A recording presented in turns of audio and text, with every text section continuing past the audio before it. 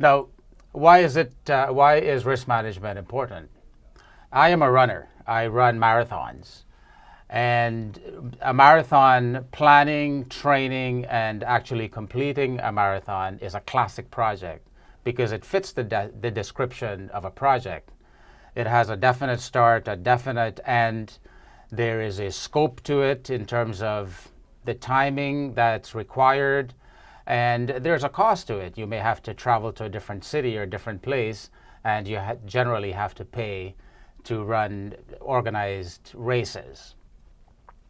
The last time I ran a marathon, it started in Detroit, it crossed over the border into Windsor, Ontario, and then the path crossed back through the Detroit-Windsor tunnel back into Detroit, Michigan in the US.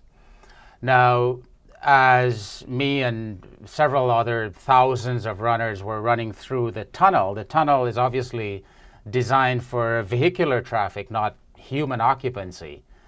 And because so many people were running there together, and it was a pretty warm day outside, the temperature became pretty high inside of the tunnel, and it felt like a sauna. That was not something that I anticipated. That's not a condition that I anticipated running through. And so I felt like running through the tunnel really sapped the energy out of my body, resulting in a poor timing for me. And so there's a situation where I didn't anticipate a certain risk, and the result was something less than what I expected to be. And that's very, very common in project management. I'd like to use this chart here to explain the importance of project risk management. So there are two lines here. The x-axis represents the risk. This y-axis represents risk. This other y-axis represents cost. And the x-axis represents the project life cycle. So this line represents the chances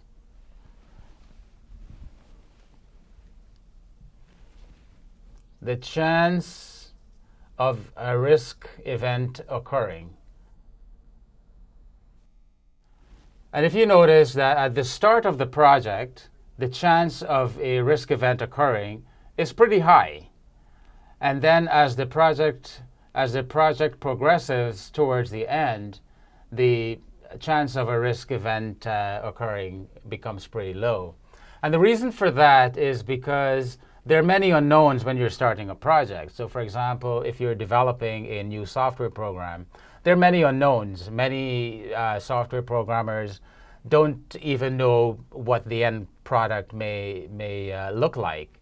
And so there are many unknowns at the start of the project, and that's why the chance of risk occurring at the beginning of the project is fairly high. But then it reduces as a project progresses. In terms of the cost of fixing a risk event,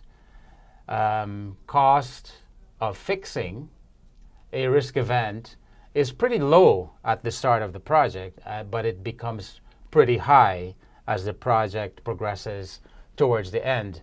Just think about someone building a building, for example.